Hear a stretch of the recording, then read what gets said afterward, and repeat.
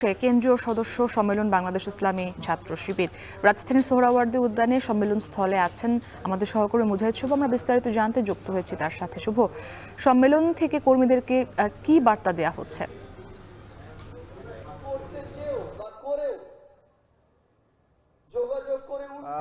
মুক্তি সকাল ৯টা থেকে ছাত্র শিবিরের কেন্দ্রীয় সদস্য সম্মেলন অনুষ্ঠিত হচ্ছে। আপনি জানেন এখানে কিন্তু বিগত ১৫ বছর ছাড়াও বিভিন্ন সময়ে ছাত্র শিবিরের যারা আহত হয়েছে, পঙ্গুত্ব বরণ করেছে, চোখ হারিয়েছে, তাদের একাংশ এসে তাদের অভিজ্ঞতা এবং নির্যাতনের কথা আসলে অভিজ্ঞতা বর্ণনা করেছেন এবং বিশেষ করে তারা বারবারই বলছেন যে ৫ শতাধিক নেতাকর্মীরা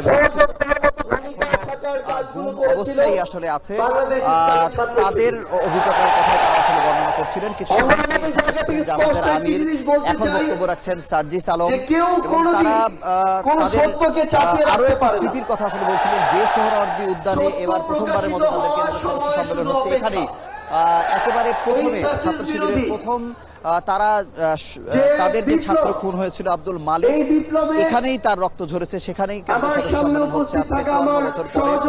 এখানে প্রায় ৬,৫০০ সদস্য তারা অংশগ্রহণ করেছেন এবং তারা গতকালকে তাদের ভোটও শেষ করেছেন। কেন্দ্রীয় সদস্য সম্মেলনে আসলে কেন্দ্রীয় সভাপতি নতুন করে নির্বাচন করা হয়, পরবর্তী বছরের জন্য সেক্রেটারি জেনারেল মনোনয়ন করা হয় এবং একটি কার্যকরী পরিষদ গঠন করা হয়, যেটি আগামী বছর আসলে পুরো ছাত্র শিবিরকে সারা দেশে পরিচালিত করবেন। তো তারা বারবারই বলছেন যে তাদের ওপরে যে নির্যাতন নেমে এসেছিল, তাদেরকে যে অনেকভাবে ট্যাগ দেয়া হয়েছে, ছাত্রত্ব বাতিল করা হয়েছে, এই সব কিছুর বিচার তারা চান এবং তারা ঘুরে ফিরে বলছেন যে এই বিচার না হওয়া পর্যন্ত তারা মাঠে থাকবেন। ছাত্র শিবিরকে রক কাটা বলে বা ছাত্র শিবিরকে বিভিন্নভাবে ট্যাগ দিয়ে আসলে তাদের রাজনীতি নিষিদ্ধের দাবি করা হয়েছিল, তাদের রাজনীতি নিষিদ্ধ করা হয়েছিল, কিন্তু ছাত্র শিবির সত্যের পথে ছিল বলে, ছাত্র শিবিরের রাজনীতি সঠিক ছিল বলে আজকে এই ১৭ বছর পরে এসে তারা একেবারে প্রকাশ্যে তাদের এই সম্মেলনটি করছে এবং এখানে বাধাহীনভাবে তারা করছে। তাদের নামে যে অভিযোগ আসলে দেওয়া হয়েছিল সেগুলো কোনোটি সত্য নয় বলে তারা দাবি করছেন। তো এই সদস্য সম্মেলনে বিভিন্ন ছাত্র সংগঠনের নেতারা এবং আন্তর্জাতিক অসংখ্য ছাত্র সংগঠনের কেন্দ্র সভাপতি তারা আসলে এখানে এসেছেন। তারা কথা বলেছেন, তাদের ঐক্যমত পোষণ করেছেন ছাত্র শিবিরের রাজনীতির সাথে।